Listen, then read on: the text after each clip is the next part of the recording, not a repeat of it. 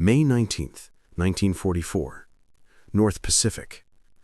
Shortly after midnight, as the escort destroyer USS England, DE-635, cut through the black, restless sea, the night seemed to thicken around her hull, swallowing sound, light, and certainty. A damp wind crawled across the deck, carrying the cold sting of salt and engine oil, and the low vibration of the ship's engines pulsed steadily through the steel beneath the crew's boots, like the heartbeat of something alive. On the dark horizon, where sky and ocean fused into a single ink-black wall, the lookout could barely distinguish the slow rise and fall of the waves from the shifting silhouettes of low clouds. But deep inside the Combat Information Center, bathed in the pale glow of dimmed lamps, a man stood over the sonar console and felt the change before anyone else heard it. He was a quiet officer, the kind of man whose voice rarely rose above the hum of machines, yet whose presence carried a weight born from years spent reading the sea like scripture. His name was not recorded in the official dispatches, but his memory lived in the recollections of those who sailed with him, the observer, the man who saw everything and said little. In that cramped, sweating compartment, he leaned closer to the sonar operator, just as a faint echo returned through the headphones, a thin metallic pulse, out of rhythm with the natural chorus of the ocean. For a moment, no one spoke. The red lights overhead flickered slightly as the operator adjusted his controls, turning a dial so slowly it seemed the entire ship held its breath. Another echo, stronger, clearer. The officer straightened, his hands tightening behind his back. This wasn't a whale, wasn't a temperature layer, wasn't driftwood or debris. This was movement, steel, intent. He exchanged a glance with a young sailor who froze with sudden understanding. A submarine. Somewhere out there in the suffocating darkness, a Japanese boat was slipping silently beneath the waves, unaware that a hunter had just fixed its gaze upon it. Above them on the bridge, the mood shifted as the first report was delivered. The engines lowered to a steady rumble. The bow angled slightly into the wind. Men moved from station to station with the precision of a crew drilled not just in routine, but in expectation. The Pacific night had changed, and every man aboard felt it.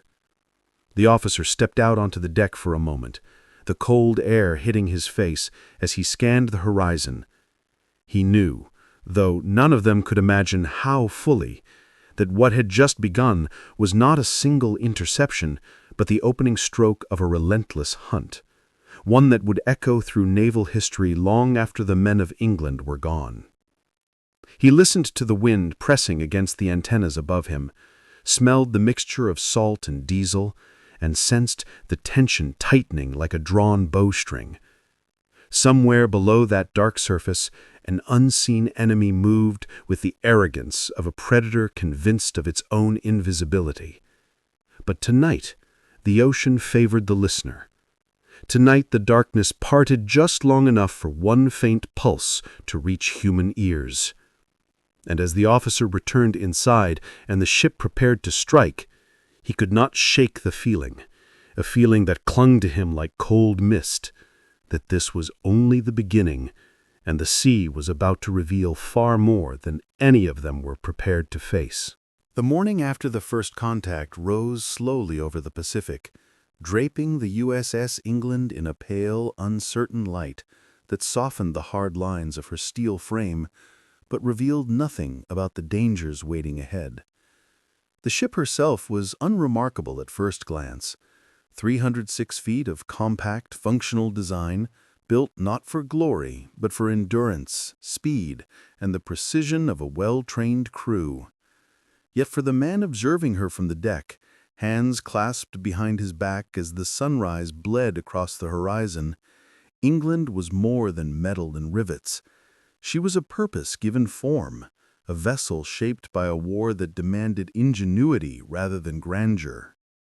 He watched the crew move through their morning routine with a quiet discipline that spoke not of exhaustion or fear, but of a shared understanding that they were part of something larger than themselves.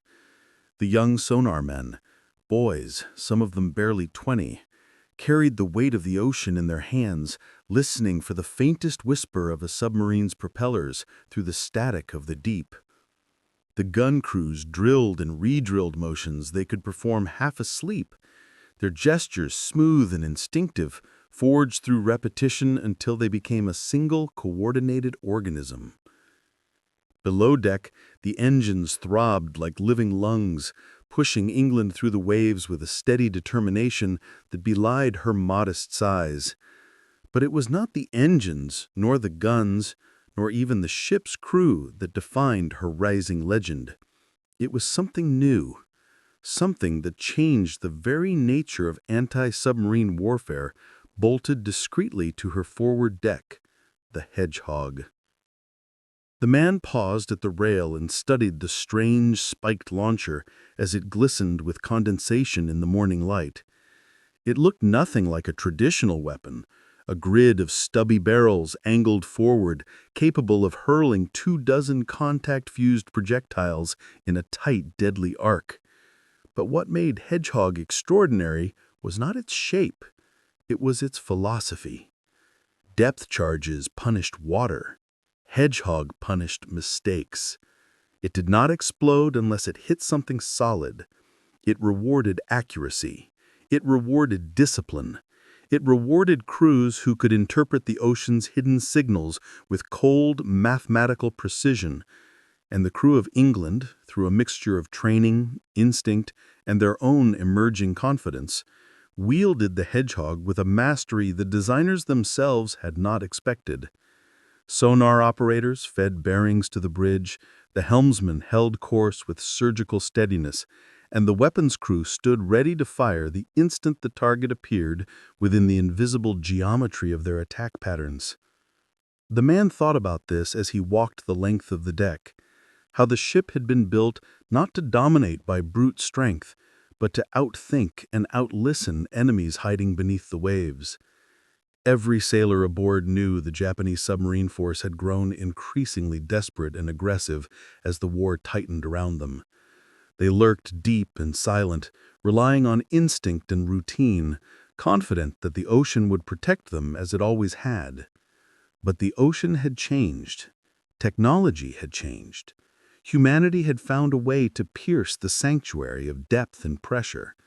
England, more than any ship afloat, was becoming the embodiment of that new reality. Yet the observer, with his calm, analytical gaze, understood something else, something subtle and unsettling. Success bred expectation, and expectation bred responsibility. The first kill came with shock, with adrenaline, with the raw disbelief that Hedgehog's deadly accuracy was real. But the next encounters would be different. Now the crew knew what the ship could do. Now they knew what the weapon demanded. Every man aboard felt the weight of that knowledge pressing down on him like the stillness before a storm.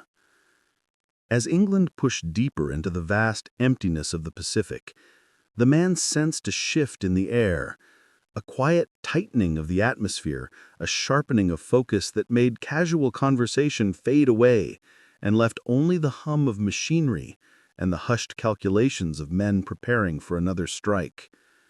He could see it in their faces, the certainty that what had begun with a single echo in the night was evolving into a test of endurance, skill, and resolve.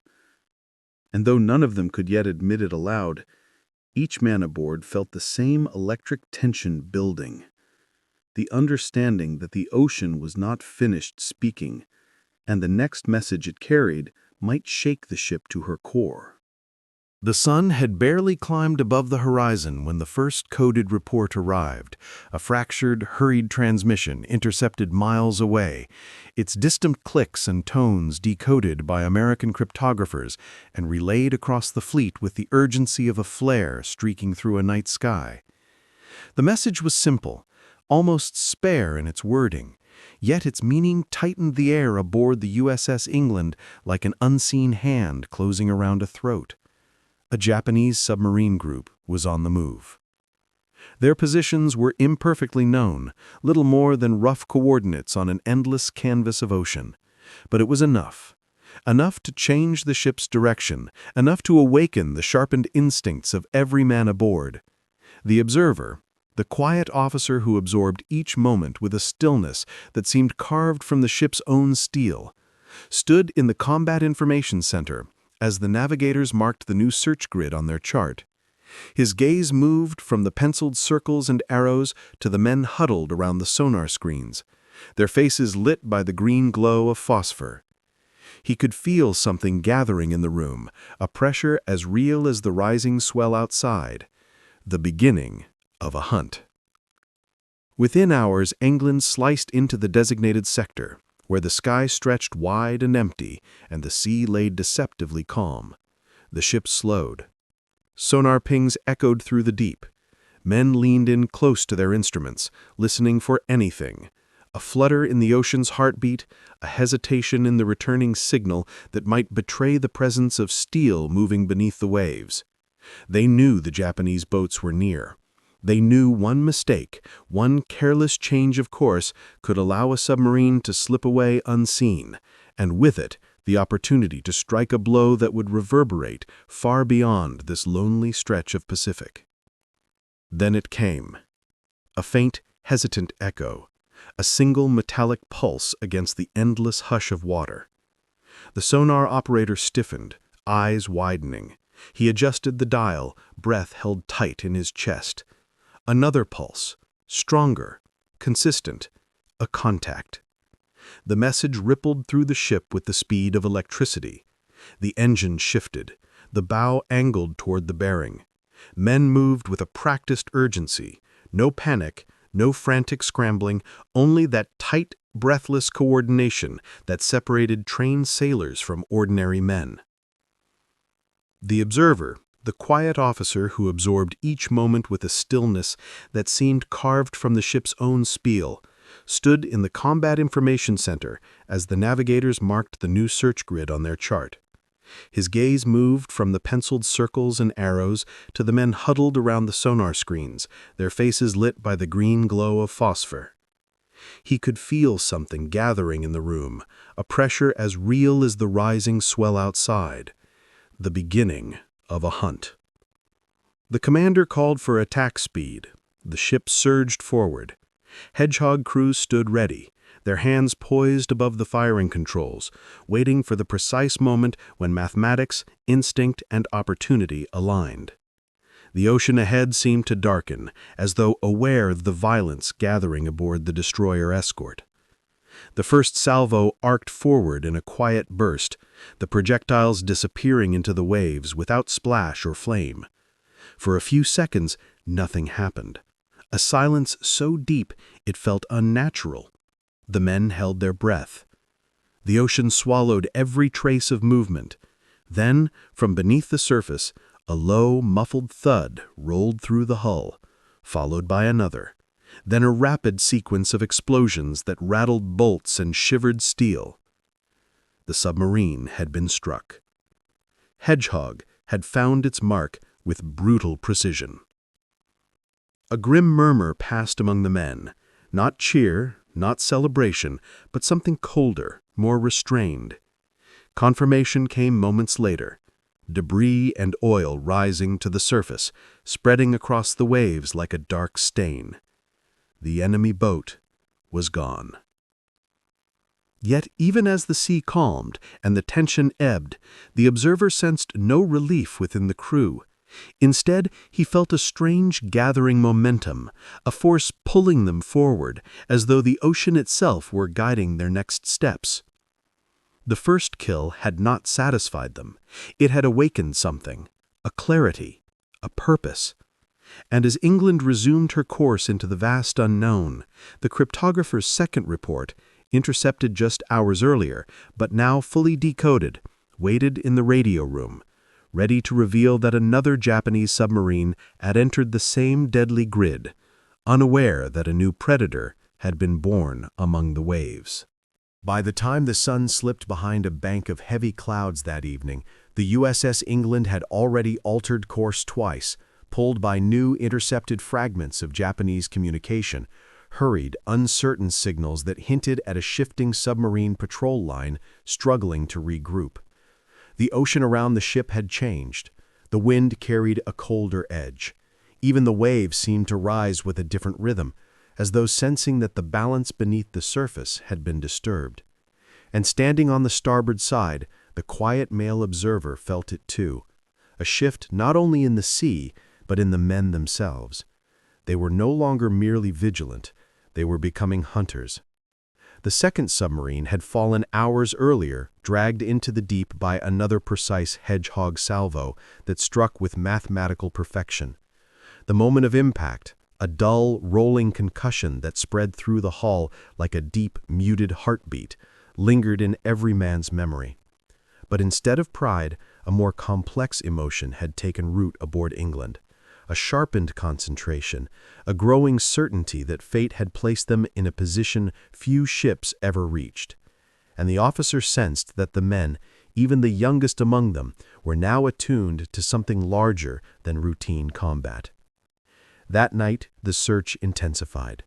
The Japanese submarines, long accustomed to navigating with quiet arrogance through these waters, were becoming aware, dimly, uneasily, that a new threat prowled the dark.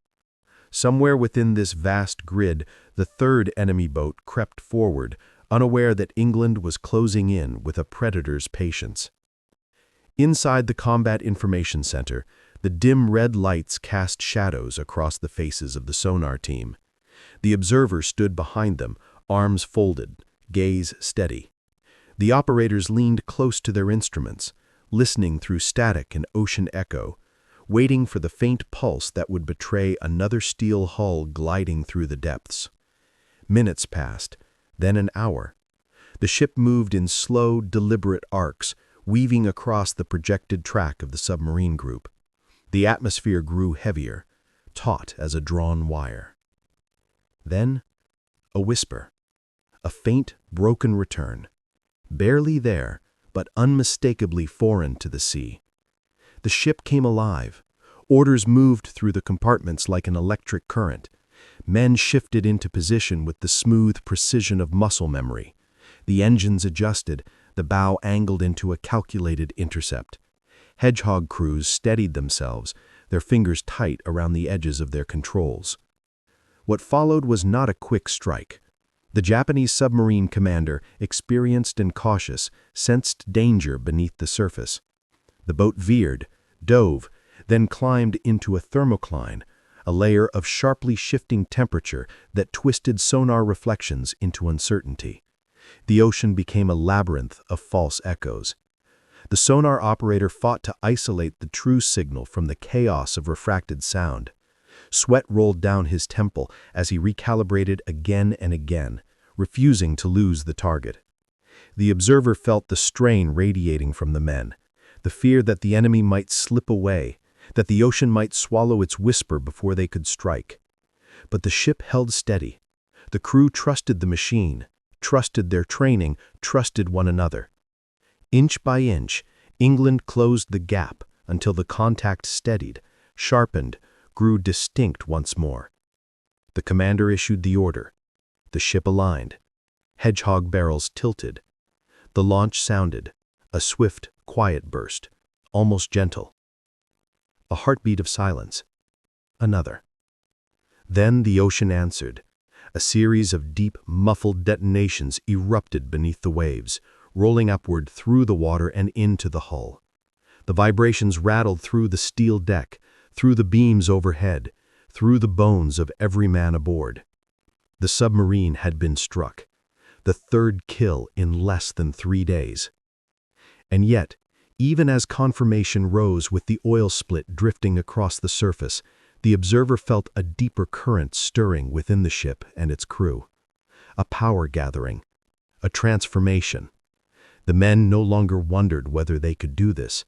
They wondered how far it could go. How many more submarines lurked nearby.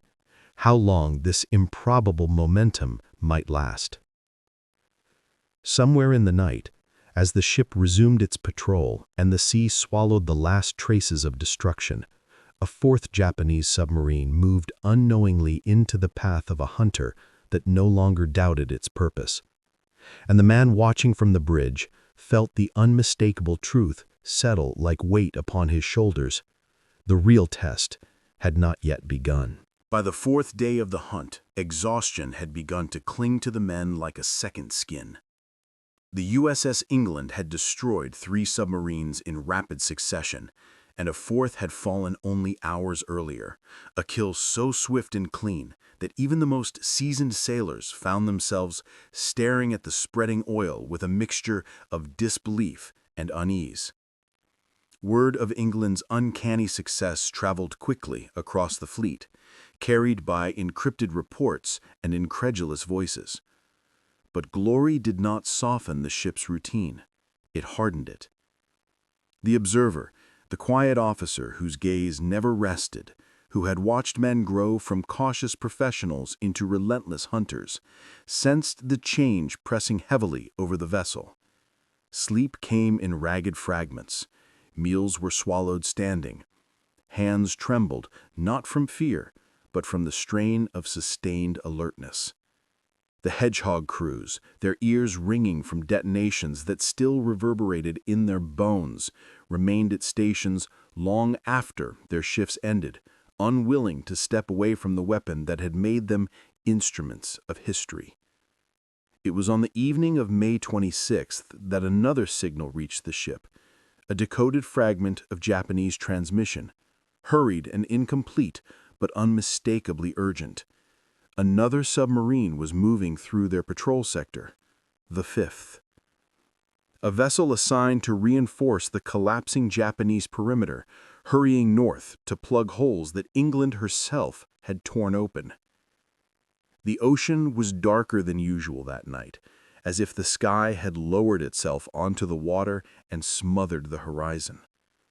The ship cut through the swells with a steady, haunted rhythm, each man sensing the weight of what was coming.